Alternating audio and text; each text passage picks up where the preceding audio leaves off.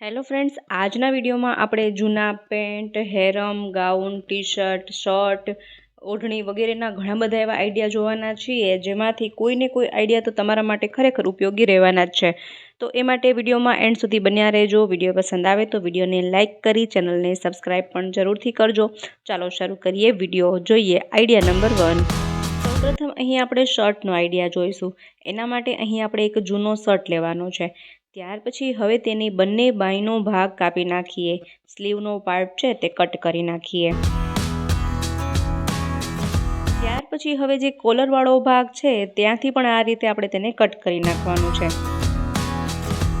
ત્યાર પછી અહીંથી જ શર્ટમાં જે સિલાઈવાળો ભાગ છે તેને પણ કટ કરી નાખીએ અને સિંગલ પીસ રેડી કરી લઈએ.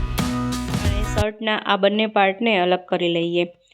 અને ત્યાર પછી હવે આમાં જે કિનારીવાળો ભાગ છે જ્યાંથી આપણે કટ કર્યું છે તેને આ રીતે 1 ઇંચ જેટલું વાળી અને ત્યાં સિલાઈ કરી લેવાની છે. તો તમે સોય દોરાથી સિલાઈ કરી શકો, સિલાઈ મશીનથી પણ સીવી શકાય. અહીં મેં સોય દોરાથી સિલાઈ કરેલી છે. આ રીતે આપણે સિલાઈ કરી લેવાની છે. હવે ત્યાર પછી શર્ટનો જે બીજો ભાગ હતો તે લઈશું અને તેમાંથી જે આ સિલાઈવાળો ભાગ છે, પટ્ટી છે, તેને કટ કરીએ. અહીં આપણે શર્ટમાંથી બંને સિલાઈવાળી પટ્ટી છે તે કાપી લીધી છે અને હવે આ પાર્ટમાં આ બંને પટ્ટીઓને અહીંથી સીવવાની છે. આ રીતે રાખી અને ટાંકા લગાવી લઈએ. તો શર્ટનો આ ભાગ આ રીતે ઉલટાવી અને અહીંથી આપણે સીવી લેવાનું છે. સોય દોરાથી પણ સીવી શકાય અને સિલાઈ મશીનનો પણ ઉપયોગ કરી શકાય. અહીં આપણે દરેક આઈડિયા એવા જોવાના છીએ કે જો તમારા પાસે સિલાઈ મશીન ન હોય તો પણ તમે બનાવી શકો. તો અહીં સરસ મજાનું એપ્રોન બનીને રેડી છે. તો રસોડામાં કામ કરતી વખતે, રસોઈ બનાવતી વખતે તમે આનો ઉપયોગ એપ્રોન તરીકે કરી શકો છો. ખૂબ જ સરસ એવું એપ્રોન બનીને રેડી છે. ત્યાર પછી હવે અહીં આપણે જૂની કુર્તીનો આઈડિયા જોઈએ. તો અહીં મેં એક જૂની કુર્તી લીધેલી છે અને તેમાં પણ બાયનો ભાગ છે તેને કાતરથી કાપી નાખીએ. અને ગળાનો ભાગ પણ કાપી નાખવાનો છે. અને કુર્તીમાં જે સિલાઈવાળો ભાગ છે તેને પણ કટ કરી નાખીએ.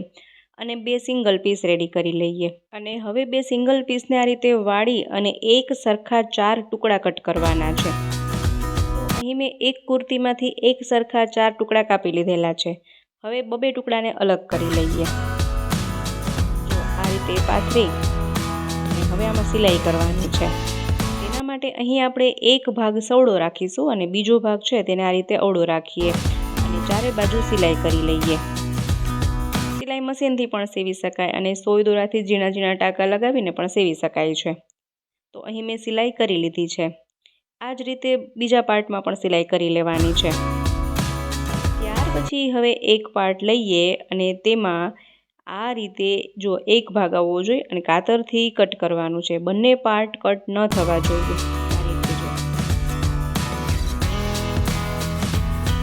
એવી જ રીતે હવે અહીં બીજા પાર્ટમાં પણ આ રીતે કાતરથી તેમાં કટ લગાવીએ. બંને બાજુથી કટ ન થઈ જવું જોઈએ, એ ખાસ ધ્યાન રાખવાનું છે. પછી આ રીતે 1 ઇંચ જેટલી પટ્ટી ફોલ્ડ કરી વાળી અને તેમાં સિલાઈ કરી લઈએ. સેમ આ જ રીતે બંનેમાં સિલાઈ કરી લેવાની છે.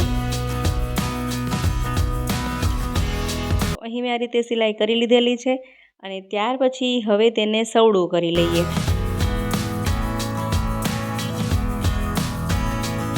મેં બંને પાર્ટ સવડા કરી લીધેલા છે અને ત્યાર પછી હવે અહીં આપણે તેમાં બટન લગાવીશું અને ગાજ કરીશું.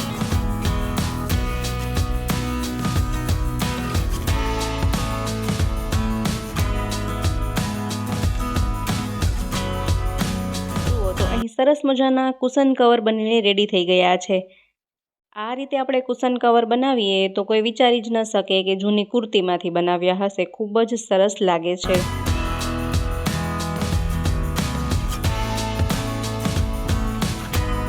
અલગ અલગ ડિઝાઇનવાળી સરસ કુર્તી હોય તો ખૂબ જ સરસ એવા કુશન કવર બનીને રેડી થાય છે.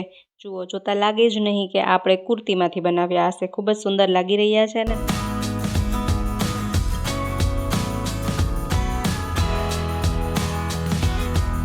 ત્યાર પછી ફરીથી અહીં આપણે કુર્તીનો આઈડિયા જોઈએ. ફરીથી કુર્તીને આપણે એક સરખી કાપી લેવાની છે અને તેમાંથી સિંગલ પીસ રેડી કરવાનો છે. અહીં અહીં આ રીતે મેં કુર્તીમાંથી 2 એકસરખા ભાગ કટ કર્યા છે। ત્યાર પછી જે આવી શોપિંગ બેગ આવતી હોય તે લઈશું અને તેને પણ આ રીતે કાપી લઈએ અને 2 એકસરખા ટુકડા રેડી કરીએ। હવે આ શોપિંગ બેગના એક પાર્ટ લઈ અને આ કુર્તીના એક પાર્ટ ઉપર આ રીતે રાખી અને સિલાઈ કરવાની છે અને એક્સ્ટ્રા જે ભાગ વધે તેને આ રીતે કાપી લઈએ। અને ત્યાર પછી એ જ કુર્તીમાંથી અહીં મેં 2 પટ્ટા બનાવ્યા છે અને આ પટ્ટાને આ રીતે અહીં અટેચ કરીશું। ત્યાર પછી એક પાર્ટ પર બીજા પાર્ટને આ રીતે રાખી અને 3 બાજુ સિલાઈ કરી લઈએ। ત્યાર પછી તેને સવડું કરી લઈએ તો સરસ મજાની એક થેલી બનીને રેડી થઈ ગઈ છે।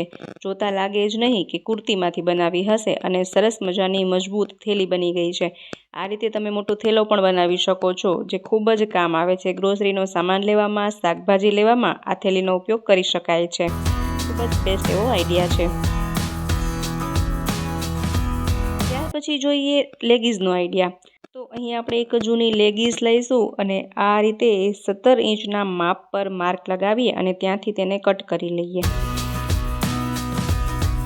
તો સિમ્પલ એવા હેન્ડ ગ્લવ્સ બનીને રેડી છે। અને તમે તડકામાં, શિયાળામાં ઉપયોગ કરી શકો છો। આ રીતે હેન્ડ ગ્લવ્સ બનાવી અને તડકા સામે અથવા ઠંડીથી હાથને રક્ષણ આપી શકો છો।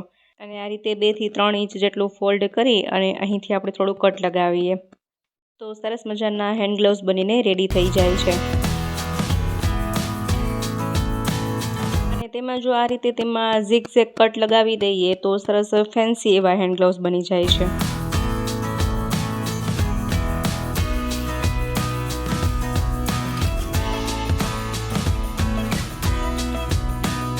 ત્યાર પછી લેગીઝનો જે આ બીજો ભાગ વધ્યો છે તેનો તમે શોર્ટ હેરમ તરીકે ઉપયોગ કરી શકો છો, શોર્ટી તરીકે ઉપયોગ કરી શકો છો। ખૂબ જ સરસ એવો ઉપયોગ થઈ શકે છે।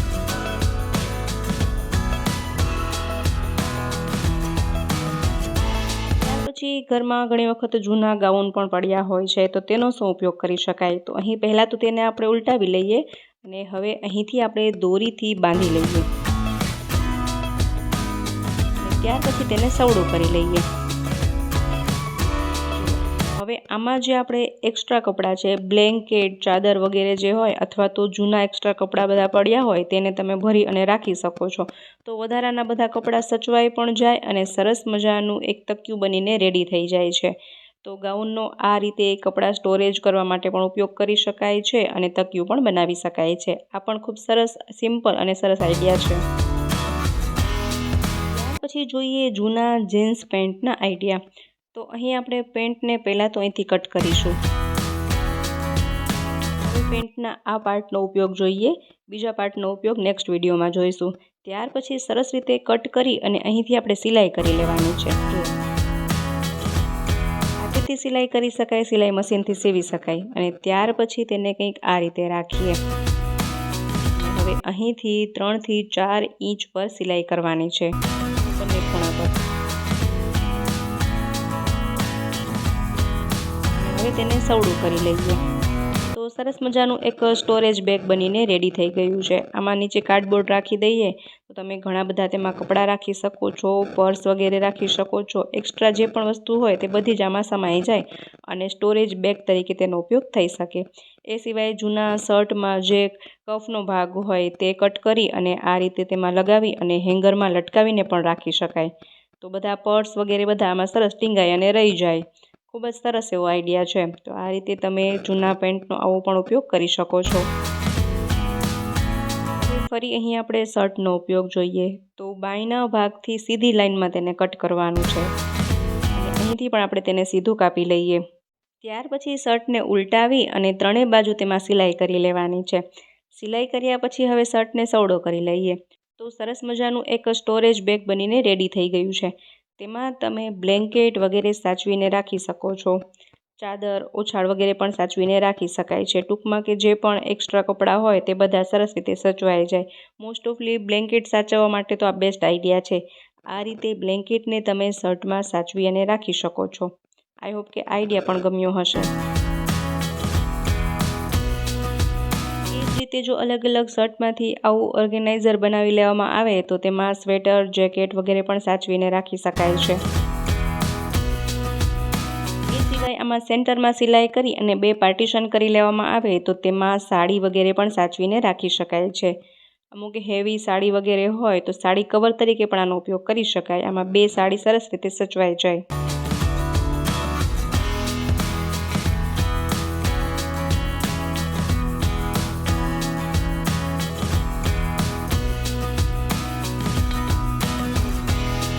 પછી ફરી અહીં જૂના શર્ટની વાત કરીએ, જેમના કોલર વગેરે ઘસાઈ ગયા હોય, ખરાબ થઈ ગયા હોય, તો એવા શર્ટનું શું કરી શકાય? તો આ રીતે શર્ટ રાખીએ, તેના પર ઓસીકું અથવા તો કુશન આ રીતે રાખવાનું છે અને તેનાથી 2-3 ઇંચ વધારે માપમાં આ રીતે માર્કરથી માર્ક લગાવી લઈએ અને તેટલા પ્રમાણમાં કાતરથી કટ કરી લઈએ।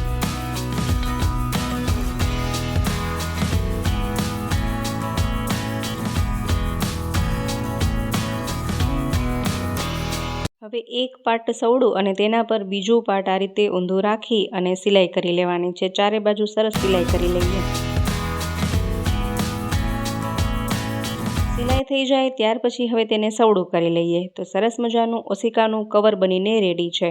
તો જૂના શર્ટમાંથી આ રીતે ઓસિકાનું કવર પણ બનાવી શકાય છે। ખૂબ જ સરસ લાગે છે, લાગે જ નહીં કે જૂના શર્ટમાંથી બનાવ્યું હશે।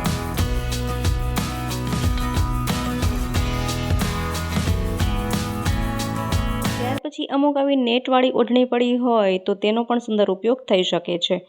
તો જો આ ઓઢણી નવી હોય, ઉપયોગમાં એટલી ન આવી હોય, તો આ રીતે એટલા નેટનું મંદિરના માપ પ્રમાણે કટ કરી અને મંદિરના પડદા તરીકે પણ તેનો ઉપયોગ કરી શકાય છે। ખૂબ જ સરસ લાગે છે। તો આ હતા જૂના કપડાના અમુક એવા ઉપયોગી આઈડિયાઝ। આ સિવાય પણ તમે જૂના કપડાના વધુ આઈડિયાઝ જોવા માંગો છો તો એ માટે કમેન્ટ બોક્સમાં પાર્ટ 2 લખી જરૂરથી જણાવજો। તો આપણે જૂના કપડાના આઈડિયાઝનો પાર્ટ 2 પણ જરૂરથી લાવશું। આશા રાખું છું આજનો વિડીયો તમને ખરેખર પસંદ આવ્યો હશે, ઉપયોગી પણ રહ્યો હશે। વિડીયો પસંદ આવ્યો હોય તો વિડીયોને લાઇક કરજો, શેર કરજો। ચેનલ પર નવા હોય, પહેલી વાર ચેનલ પર વિઝિટ કરી રહ્યા હોય તો ચેનલને સબસ્ક્રાઈબ પણ જરૂરથી કરજો।